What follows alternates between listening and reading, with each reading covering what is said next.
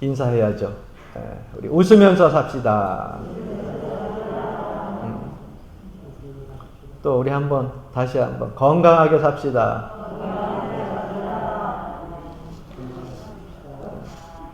제가 말씀을 전하기 전에 꼭 이렇게 인사하고 또 뭐 은혜로 삽시다, 건강하게 삽시다.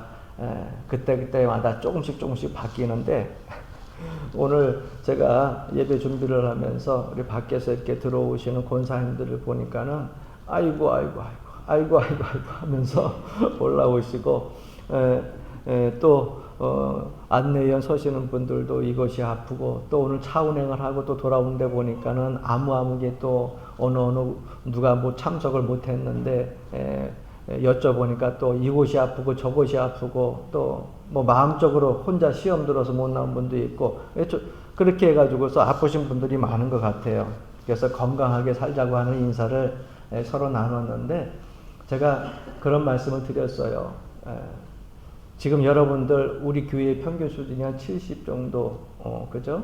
되니까는 강건하면 성경 말씀대로 70이요. 그죠? 강건하면 70이요. 또 이렇게 80이라고 했는데 여러분들 지금 아픈 데가 없으면 여러분들 뺀질뺀질거리고 산 것이다. 제가 안내원들하고 그런 얘기를 했어요. 안내원 쓰시는 분들도 다 할머니 드리고 이제 손주들이 다 있는데 다 지금 여러분들 뭐 이것저것 안 아픈 데가 없을 거예요. 왜? 그만큼 여러분들이 반세기를 넘기면 다 아픈 데가 안 생기면 정말 뺀질거리고 산 거야. 왜? 여러분 반세기를 넘기게 되면은요, 옛날에는 회갑잔치 했잖아요. 오래 살았다고. 그러니까 반세기 넘기면 여러분 안 아픈 데가 있다고 하면은 이상한 거야. 대신 아픈 데가 있는데 다른 사람도 다 아프니까 아픈 거 스스로 이겨내려고 속으로 삼키고 잘 그렇게 살아가는 거예요. 당신도 아프고 나도 아프니까. 그래서 이기고 살아가는 거죠. 할렐루야. 그러다가 육신이 아프다가 체력이 다해지고 힘이 없어지게 되면 그때 이제 우리 하나님 앞에 가는 거예요. 근데 하나님 앞에 갔을 때 여러분 가장 연약하고 아팠을 때의 모습이 아니라 그 천국에서는 여러분들이 생애 속에서 가장 자랑스럽고 가장 멋있는 모습, 가장 아름다운 모습으로 서로 그 천국에서 만나게 된다고 하는 사실을 기억하시고 여러분들 육신이 아픈 거 이제 하나님께서 우리가 많이 헌신하고 봉사해서 아프구나 생각하고 여러분들이 강건한 마음을 가지고 마음이 무너지면 안 되잖아요. 그죠? 우리의 마음은 육신은 7, 80이라고 해도 여러분들의 마음은 이팔 청춘으로 살다가 주님 앞에 당당히 설 수 있기를 주 이름으로 간절히 축원합니다. 그래서 건강하게 살자는 거예요. 그래서 저도 몸이 안 좋으면은 자고 앉았다 일어났다 뿐만 아니라 기마 자세도 하고요. 아침에 뭐 잇몸 일으키기도 해가지고 자꾸 근육을 키워요. 왜? 그렇게 안 하면 이제는 허리도 아프고 다리도 아프고 그럴 때거든요. 그래서 근육을 자꾸 여러분 귀찮아도 힘들어도 키워야 돼. 가만히 있으면 안 돼. 근육을 키워야 돼. 할렐루야. 이 고대 로마에 야누스라고 하는 두 얼굴을 가진 신이 있었어요. 이 야누스라고 하는 신은 두 개의 얼굴을 가지고 있습니다. 하나는 앞을 향하여서 보고 있고 또 하나는 뒷면을 향하여 보고 있어요.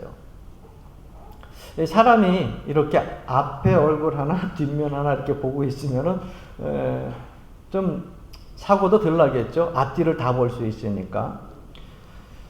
이 야누스라고 하는 그 고대 신화의 두 개의 얼굴을 가진 신을 보면서 오늘 이 시대가 사실은 그 시대가 사람들은 물론 앞만 보고 이렇게 살고 뒤를 보려면 돌아봐야 되지만은 이 야누스의 신의 얼굴을 보면서 우리가 앞만 보고 전진하기도 하지만은 때때로 뒤도 좀 돌아보면서 걸어온 발자취로도 우리가 반성을 하면서 살아야 될 때가 아닌가라고 하는 생각을 해보게 됩니다.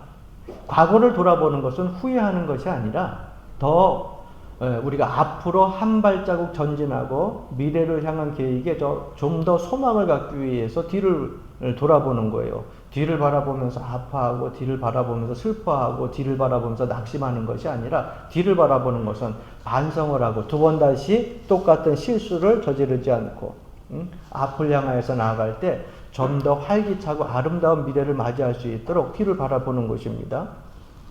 여러분이 오늘 본문 말씀에 보게 되면은요, 포도원 품꾼의 이야기가 나오고 있습니다.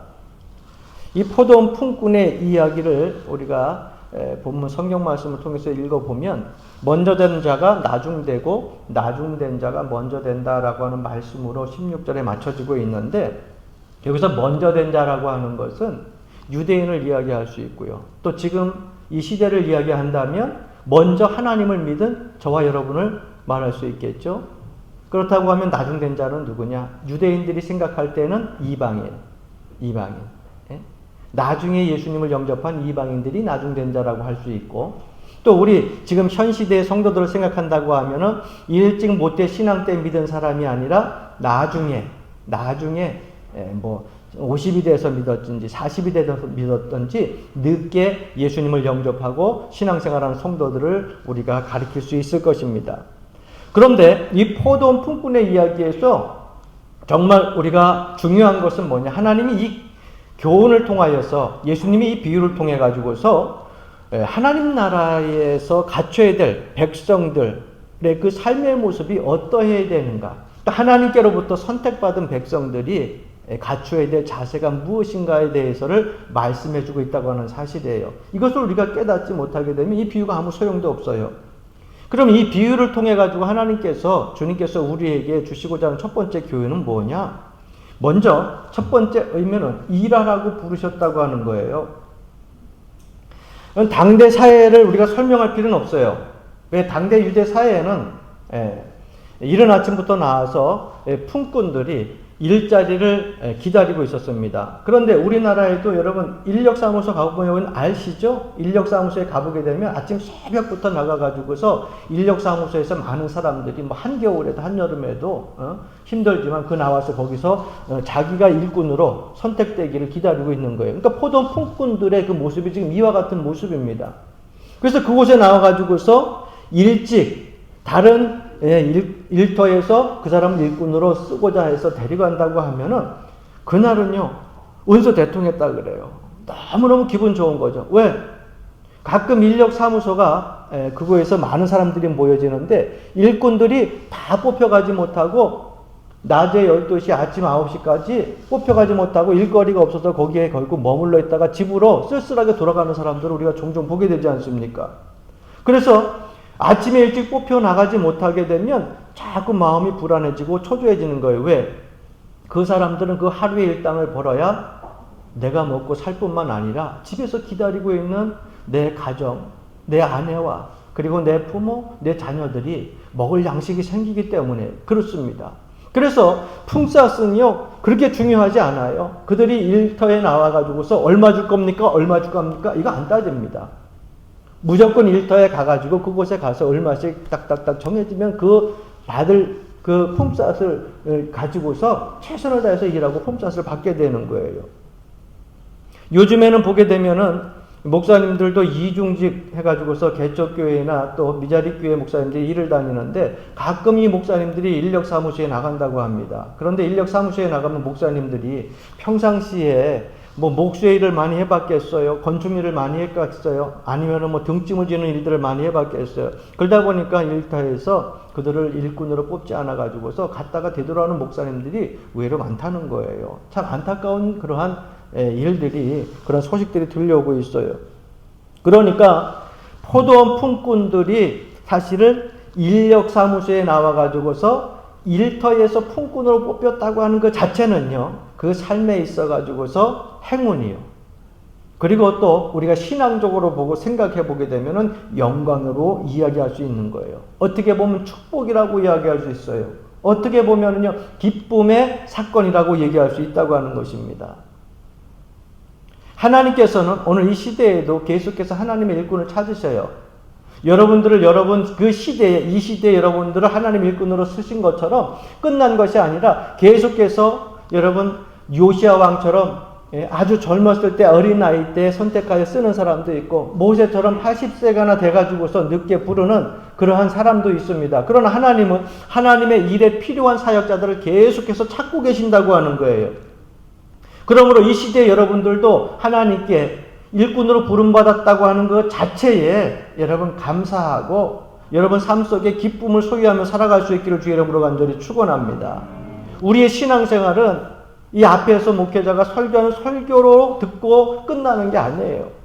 여러분들 삶의 현장에서 그 여러분들의 맡겨진 사역들을 감당할 수 있어야 된다고 하는 겁니다. 그래서 예배자는 예배가 성공이 되어지고 성공의 예배자가 되게 되면 그것으로 끝나는 것이 아니라 세상 밖에 나가가지고 사람들에게도 야, 저 사람은 권사님이고 집사님인데 정말 저 사람은 예수님의 형상이 나타나 그리스도인들의 모습이 저 삶을 보게 되면 언어에 보게 되면 나타나라고 하는 것들이 다른 사람들에게 믿지 않는 사람들에게 나타나야 된다고 하는 거예요. 왜? 하나님은 우리를 일하라고 부르셨기 때문에. 할렐루야. 두 번째, 이 의미는 하나님은 늦게까지 우리를 부르고 계신다는 거예요.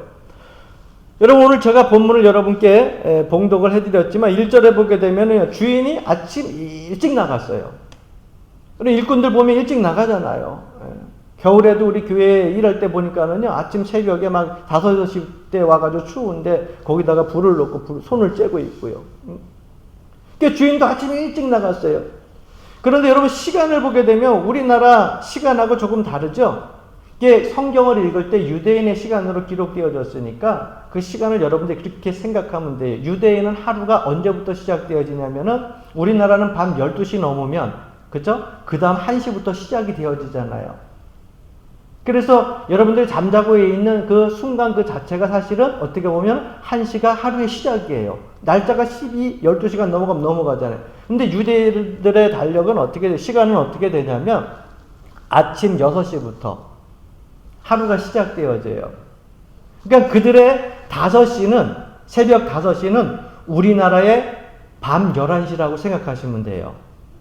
네. 그래서 아침 6시부터 저녁 해질 때까지 6시까지 이 12시간을 그들은 하루라고 그렇게 말을 합니다. 그래서 오늘 성경 말씀에 나오는 거 보게 되면 아침 몇 시에 몇 시인데 뭐 3시에도 나가고 무슨 3시에 나가 뭐 3시에 나가 8시에 나가 이렇게 생각하는데 그렇게 계산을 하시면은 우리나라 시간하고 딱 맞아요.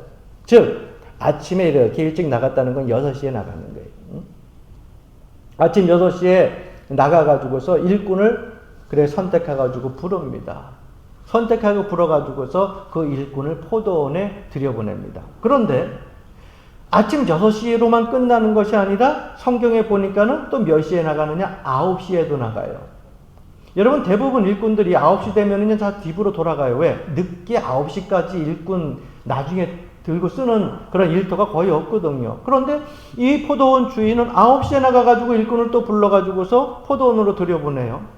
그리고 정오에 12시에 또 나가요. 여러분 아침 한나절이 다 갔어요. 그런데도 12시에 나가서 품꾼을 부르고 또 보니까는 3시에도 나가고 그리고 보니까 11시에도 나간다. 이 11시는 뭐예요? 우리나라 시간으로 이야기하면 오후 5시를 이야기하는 거예요. 하루 1시간밖에 남지 않았는데도 5시에 나가가지고 품꾼들 불러가지고서 포도원으로 일할 수 있도록 그들을 초대하게 됩니다. 자, 여기까지는 좋아요. 품꾼들이 많이 필요했는가 보다 라고 생각을 하는데 저녁 6시가 딱 끝나게 되니까 청지기를 불러가지고 아침 일찍부터 온 사람부터 오후 5시까지 불러온 사람들이 일했으니까 일한 사람들 품삯을 줘야 될 것 아니냐. 그래서 품삯을 나눠주는데 제일 늦게 온 사람부터 품삯을 줍니다. 그래서 오후 5시에 들어온 1시간밖에 일하지 않은 사람에게 품삯을 주는데 성경에 보니까 얼마를 줬다고 말씀하고 있어요? 한 데나리온을 줬다 그랬어요. 그것을 보면서 가장 기뻐했던 사람들이 누굴까요? 물론 아침 일찍 와가지고 하루 종일 일한 사람이 제일 기뻐한 거예요. 왜? 그들이 아침 일찍 올 때에 주인하고 어떻게 약속을 했어요? 오늘 품꾼으로 일하게 되면 얼마를 받겠다고요? 한 데나리온을 주겠다고 했는데 야, 5시에 온 사람이 1시간을 일했는데 한 데나리온을 줬어. 그럼 우리 하루 종일 일했으니까 훨씬 많이 줄 거 아니야. 기대가 생겼습니다. 마음이 흥분되기 시작했어요. 물론 9시에 들어온 사람 그리고 12시에 들어온 사람 다 마찬가지겠죠? 왜? 제일 적게 일한 사람이 한 데나리온 받았으니까는 최소한 우리는 3데나리온 아니면은 뭐 5데나리온 아니면 10데나리온 그 이상의 어쨌거나 저 사람보다는 더 많이 받겠지라고 하는 그런 기대감을 가지고서 그들은 기쁨에 기대감에 부풀어 있었습니다. 그런데 보던 주인이 청지기를 통하여서 나누어졌는데 마지막에 제일 일찍 먼저 와서 하루 종일 일한 사람에게도 한 데나리온의 품삯을 주게 됩니다. 이랬을 때에 이 품꾼들이 뭐라고 이야기를 합니까? 당연히 원망과 불평을 이야기합니다. 아니 1시간밖에 일하지 않은 사람, 늦게 온 사람들도 한 데나리온을 받았는데 우리는 아침에 일찍부터 하루 종일 일했는데 어떻게 저들과 같이 취급을 합니까? 저들이 한 데나리온 받았으면 최소한 우리는 그 이상의 배를 아니면 2배, 3배 이상을 받아야 되지 않습니까? 라고 하면서 포도원 주인, 집주인을 원망하기 시작을 합니다.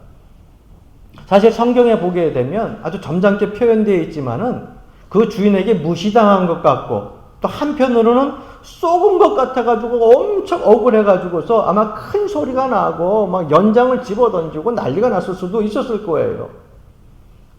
그런데 이때 주인이 잠깐 당신네 하는 말을 좀 멈추고 내 대답을 들어보십시오 하면서 그들에게 설명을 해줍니다.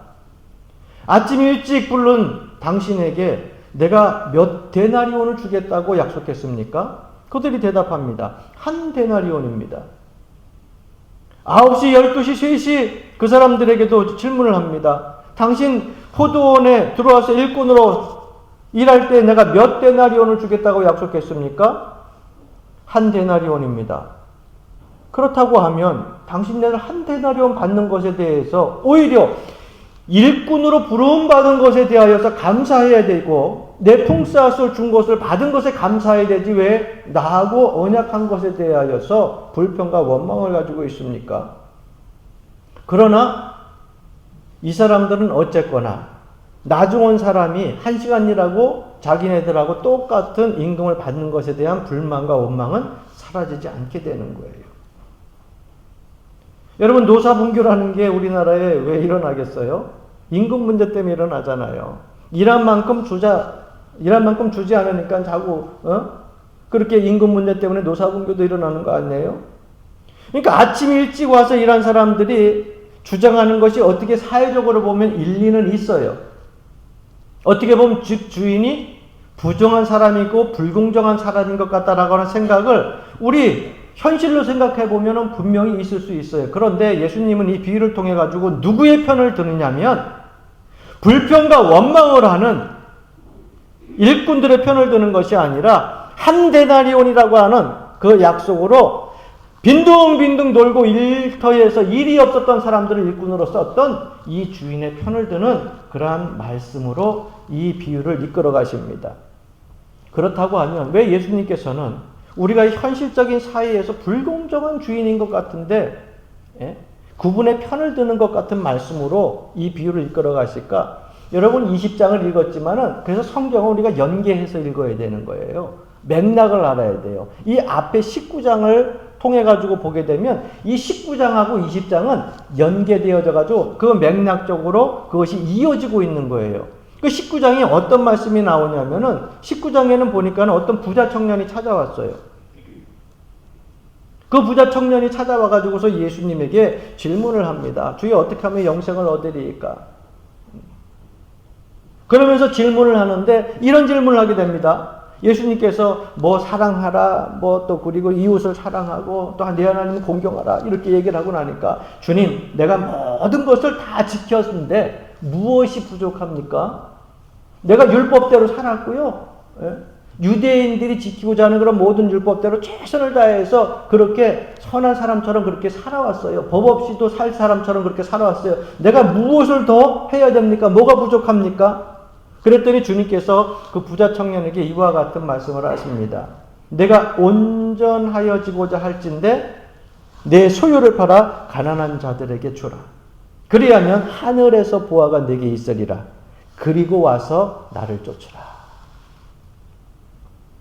그런데 부자 청년이 자기의 온 소유를 팔았어요? 아니요. 다 지키고 산 것처럼 당당했지만은 모든 소유를 팔고서 하늘나라의 보화를 쌓고 주님을 쫓으라니까 마음에 근심하여 돌아가게 됩니다. 그랬을 때 주님께서 이런 말씀을 하셔요. 낙타가 또 약대가 바늘기로 들어가는 것이 부자가 하나님 나라에 들어가는 것보다 쉬우니라. 이런 말씀을 하십니다. 그래서 우리는 흔히 믿는 사람들이 그런 얘기도 해요. 부자는 천국 못 가는데 여러분 그만큼 힘든다는 거예요. 내 욕심과 탐욕과 이생의 자랑과 안목의 정욕 이런 것들을 버리지 못하면 하나님 나라에 들어가지 못한다고 하는 것을 말씀하고 있는 것인데 우리는 흔히 그렇게 이야기를 합니다. 그러면서 하나님 나라에 대해서 예수님께서 19장에서 말씀하고 계시는 거예요. 그 하나님 나라에 대해서 말씀하시는 그 내용이 이 20장까지 이어지고 있는 거예요. 그 순간 베드로도요 별로 기분이 안 좋았어. 예수님께 부르심을 받았지만은 이 다른 사람들은 말은 하고 싶어도 얘기를 못 하고 있는데 베드로는 보면 직설적이잖아요. 제자로서 항상 보게 되면 주님한테 직설적이라서 야단도 많이 맞고 칭찬도 많이 듣잖아요. 그러니까 베드로가 그곳에 있다가 그 말씀을 듣고 기분이 별로 안 좋으니까 직설적으로 주님께 얘기합니다. 보소서 주님, 우리는 모든 것을 다 버렸습니다. 주님이 우리를 부르셨을 때 나를 따라오너라 했을 때에 그물도 버렸습니다. 배도 버렸습니다. 내 직장과 직업 다 버리고요. 주님을 쫓았어요. 그러면 우리는 무엇을 얻을 수 있습니까? 이렇게 예수님에게 질문을 합니다. 여러분, 포도원 일꾼들의 불만이 바로 이거예요. 주인을 위해서 열심히 일한 것 같은데 결국이 무엇이냐? 결론적으로 무엇이냐? 썩은 것 같다 이 말이에요. 그래서 성경에 오늘 본문 1절 말씀은 처음 시작하는 단어가 이렇게 시작되어집니다. 한번 따라해 봅시다. 천국은. 예, 이렇게 20장 말씀이 시작되어지는 거예요. 예. 지금 예수님께서는요, 하나님 나라에 대해서 말씀하고 있어요. 부자 청년에게도 하나님 나라에 대해서 말씀을 했고, 예? 그리고 약대가 나귀가 바늘기로 들어가는 것이 부자가 천국에 들어가는 것보다 힘들다, 예? 쉽다, 이렇게 이야기하는 것도 하나님 나라에 대해서 이야기를 하는 거예요. 그래서 천국은 이렇게 말씀을 시작하고 있는데, 여러분 보십시오. 예수님께서 말씀하시는 이 천국은 여러분 상거래상으로 우리가 이루어지는 거예요? 천국은 그렇게 얻어지는 게 아니에요. 그런데 제자들이 하나님 나라를 이야기하는데 세상에 우리가 상거래로 이루어지는 걸로 착각을 하고 천국도 상거래로 이루어지는 걸로 착각을 하고 있었다는 거예요. 천국은 하나님의 나라는 상거래 계약이 아닙니다. 하나님의 은혜요. 하나님의 백성에게 주어진 언약이에요. 그래서 우리가 어린아이들이 복음성가를 했을 때에 그 복음성가 내용이 있잖아요. 돈으로도 못 가요. 뭐예요? 하나님 나라. 명예로도 지식으로도 못 가요. 아무거나 갈 수 없어요. 무엇으로 가요? 믿음으로 가는 거예요. 그러니까 하나님 나라는 뭐예요? 믿음으로 가는 것이다. 이것이 언약이에요. 그러니까 천국은 이러한 것인데 너희들이 그 천국 하나님 나라에 대한 것을 잘못 오해하고 있구나. 이렇게 말씀하고 있는 거예요. 그러니까 포도원 일꾼들 비유를 통하면서도 포도원 일꾼들은 쏘갔다 생각이 드는 거예요. 베드로도 쏘갔다고 생각이 드는 거예요. 여러분, 오늘날 이 시대를 살아가는 많은 사람들은요, 항상 보게 되면 자기보다 일 잘하는 사람하고 비교하기보다는 자기보다 일을 못하는 사람하고 비교를 많이 하게 됩니다. 그래서 직장 생활할 때도 마찬가지고, 또한 우리 교인들, 교회에서도 마찬가지예요. 뭐 사회에서 믿지 아니하는 사람들이 그런 건 그렇다 치고 교회 안에서 이러한 일들이 종종 일어난다는 거예요. 왜? 교회에서 여러분 일을 하고 봉사를 할 때 여러분 하나님의 직분자로 일꾼으로 부름받은 것 자체에 여러분 감사할 수 있기를 바랍니다. 쓰임받는 자체가 얼마나 영광이야 기쁨인지 몰라요. 네? 그런데 항상 나보다 못한 사람들, 나보다 일을 적게 한 사람들, 봉사를 적게 한 사람들, 헌신을 적게 한 사람들, 그 사람들을 보면서 비교를 하는 거예요. 저 사람은 나보다 늦게 믿었는데, 저 사람은 나보다 나이가 어린데, 나보다 교회에 더 오래 다니지 않았는데, 뭐 이런 것들을 이야기합니다. 그러면서 얘기를 해가지고서 어떤 교회 큰 행사나 일들이 있거나 직분들이 맡겨질 때 꼭 불만과 불평이 터져 나오는 거예요. 내가 장로님이 안 되었는데 어떻게 저 사람이 장로가 돼? 내가 권사가 안 되었는데 저 사람이 어떻게 권사가 돼? 내가 집사가 안 되었는데 저 사람이 어떻게 집사가 돼? 나보다 늦게 믿었는데? 나보다 어린데? 여러분 뭡니까? 하나님의 일꾼으로 부름받은 것에 대하여서 그 언약에 대해서 감사해야 되는데 그렇지 못한 것을 가지고 자꾸 생각을 하다 보니까 뭐예요? 거기에 대해서 원망과 불평이 나오는 거예요. 그래서 여러분 교회 안에서 신앙생활하는 우리 교회 모든 성도들은요, 교회에 큰 행사나 큰 일들이나 큰 사건이 있은 다음에 항상 여러분들의 마음을 믿음으로 꼭 붙들고 있기를 주의 이름으로 간절히 축원합니다. 힘든 일이 있고 기도할 일이 있고 어려울 일이 있고 기쁜 일들이 있어도 그 다음에 꼭 마음을 붙들고 있어야 돼요. 그때 마음을 붙들지 않게 되면 포도원 품꾼, 포도원 일꾼들의 마음이 생기기 시작하면 시험이 오는 거예요. 그러면 여러분 이거는 상거래가 아니라 하나님의 언약이고 주님과 나와의 언약이라 말씀이에요. 어떻게 이것을 우리가 이해해야 되느냐? 여러분 이 포도원 주인이 포도원 품꾼들을 부를 때는요, 한 가족이라고 하는 개념에서 주님께서 이 말씀을 하시고 포도원 주인이 포도원 일꾼을 부른 거예요. 한 가족이라고 하는 거. 그러면 저하고 장로님하고 한 가족이야. 저하고 권사님하고 한 가족이야. 저하고 집사님하고 한 가족이야. 네? 할렐루야. 그렇게 하나님 안에서 우리 한 가족이라는 거예요. 네? 그럼 그걸 한 가족 개념에서 생각을 해봅시다. 여러분들 슬라의 자녀들 많이 있죠? 네? 저희도 슬라에 2자녀가 있지만은 뭐 더 많은 자녀들이 있어요. 어쨌거나 여러분들 가정에 3살짜리 자녀가 있고, 네. 그 다음에 6살짜리 자녀가 있고, 그 다음에 9살짜리 자녀가 있다가 이렇게 가정을 해봅시다. 자, 3살짜리 자녀는 내가 몇 년 키웠어요? 3년. 그럼 9살짜리는 몇 년 키웠어요? 이것도 몰라? 다시 한번. 9살짜리 자녀는 내가 몇 년 키웠어요? 9년을 키웠잖아요. 그럼 누가 먼저 된 자야? 9살짜리가 먼저 된 거죠. 그죠? 그럼 여러분 9살짜리한테 여러분 3살짜리 자녀보다 2배 아니면 3배 더 사랑을 많이 줘? 너는 3살밖에 안 됐으니까는 딱 3년의 사랑만 받아. 니보다 언니, 오빠, 형은 9년이야, 9년. 그러니까는 9년이 있었으니까는 너보다 꼭 3배인 9배의 사랑을 받아야 돼. 그래서 3배는, 3살짜리에는 3배만 주고, 9살짜리는 9배, 3배 이상 되는 걸 그 많은 사랑을 그 9살짜리한테 막 쏟아요? 그렇지 않잖아요. 9살짜리건 6살짜리건 3살짜리건 갓 태어난 100일도 안 지난 내 아이건 그 아이는 내 가족이야. 한 가족이야. 그래서 큰애도 사랑스럽고 둘째도 사랑스럽고 지금 막 태어난 갓난애기는 또 사랑스럽고 다 사랑스러운 거예요. 그렇지 않아요? 아닌가 봐. 우리 교인들은 참 이상해. 사랑을 그렇게 연수별로 나눠서 주나 봐? 아니죠. 예. 다 똑같이 사랑하는 거예요. 예. 여러분 오늘 본문을 통해서 주시는 하나님의 말씀이 예수님의 비유가 이와 똑같은 거예요. 아침 일찍 부른 품꾼도 언약의 백성이고 1시간 남겨놓고 그 마지막 때 놀고 있는 일꾼을 부른 것도 누구야?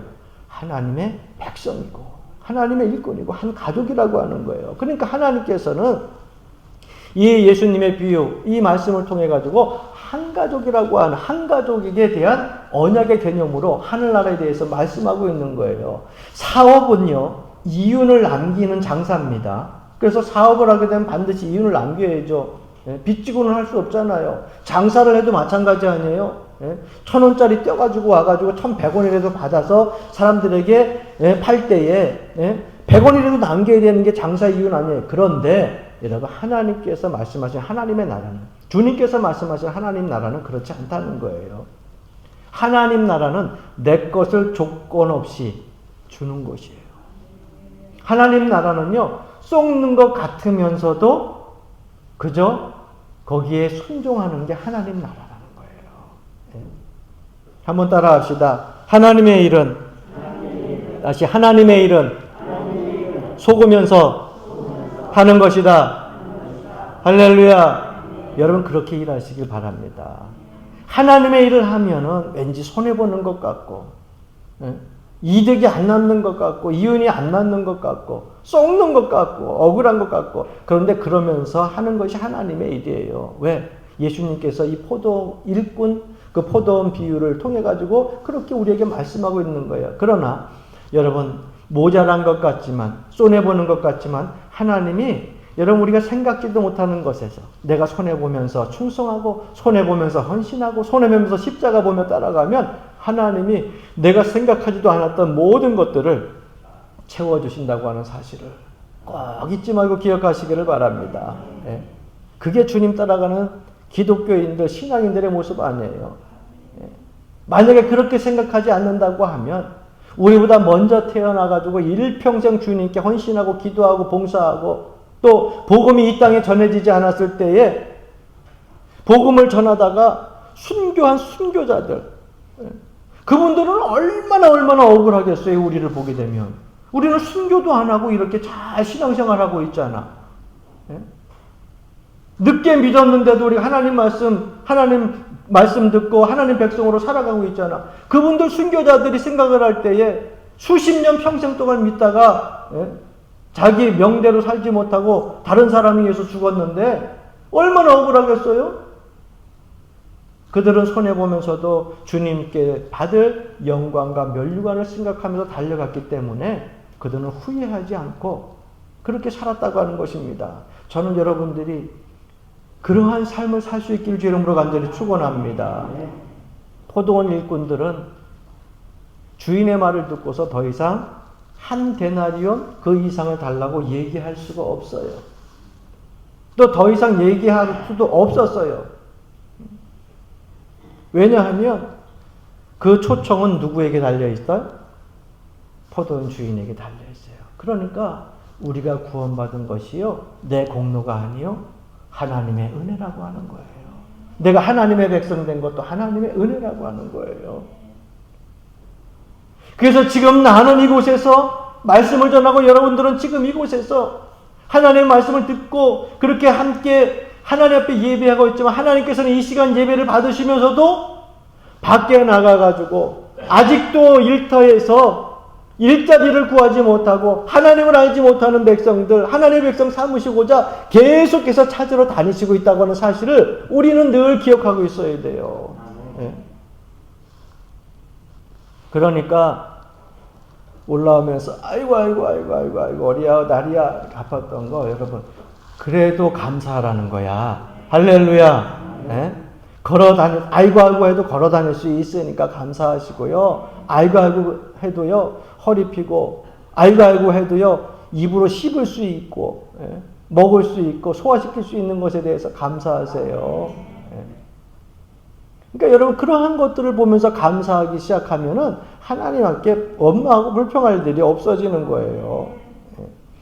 주인은 모든 일꾼들에게 한 데나리온씩을 주었는데 그 한 데나리온은요 무엇을 의미하느냐? 하나님이 주시는 그것도 값없이 주시는 구원, 하나님께서 값없이 주시는 은혜, 하나님께서 값없이 주시는 사랑, 그게 한 데나리온이에요. 하늘나라 비유를 통해서 지금 그렇게 말씀하신 거예요. 그러니까 언제 들어왔느냐가 중요하지 않아. 하루 종일 일했느냐, 한 시간 일했느냐가 중요하지 않아. 그저 하나님이 값없이 주신 것이 한 데나리온이에요. 값없이 구원 주신 것이고, 값없이 은혜와 주신 것이고, 값없이 사랑을 주신 것이라고 하는 거예요. 그것을 상징한 것이 이 포도원 품꾼의 비유라고 하는 겁니다. 세 번째 의미는 하나님 앞에서 절대로 공의를 내세우지 말라는 거예요. 여러분, 우리가 잘나서 구원받은 거 아니에요. 하나님의 은혜인 걸 여러분 믿으시기 바랍니다. 네 번째 의미는 뭐냐? 하나님의 약속을 생각하면서 살아야 되는 거예요. 많은 사람들이 다른 사람과 자꾸 비교하다가 서운한 생각을 가질 때가 있는데, 여러분, 나와 하나님과 맺은 약속이 무엇인가? 내가 하나님의 언약의 백성으로서 내가 하나님과 맺은 그 약속이 무엇인가? 그 약속에 맞추어서 신앙생활 하게 되면 여러분, 하늘나라를 우리가 소유할 수 있고 주님 앞에 섰을 때에 더 여러분들이 기쁨과 즐거움으로 당당하게 설 수 있다고 하는 사실을 기억하시기를 바랍니다. 그러니까 포도원 품꾼 비유를 통해서 여러분, 다른 사람들이 봉사하고 헌신하는 것, 나보다 일을 잘하든 못하든 그것에 대해서 여러분들이 자꾸 비교하지 마세요. 나에게 주신 건강과 나에게 주신 재능과 나에게 주신 시간과 물질을 가지고 여러분들이 그것을 가지고 하나님의 일터에서 그 포도원에서 여러분들의 사역을 감당하게 되면 우리에게 주어지는 상급은 누가 주시는 거예요? 하나님이 책정해서 주시는 거예요. 모쪼록 바라옵기는 하나님의 일터 교회에서 헌신하고 봉사할 때 여러분 품삯 쓴 일 생각하지 말고 오직 하나님께서 부르신 것에 감사하고 충성하여서 주님 앞에 섰을 때에 저뿐만 아니라 여러분도 모두 잘했다, 충성된 종아, 진실한 종아, 이렇게 칭찬받을 수 있는 일꾼이 되기를 주의 이름으로 간절히 축원합니다.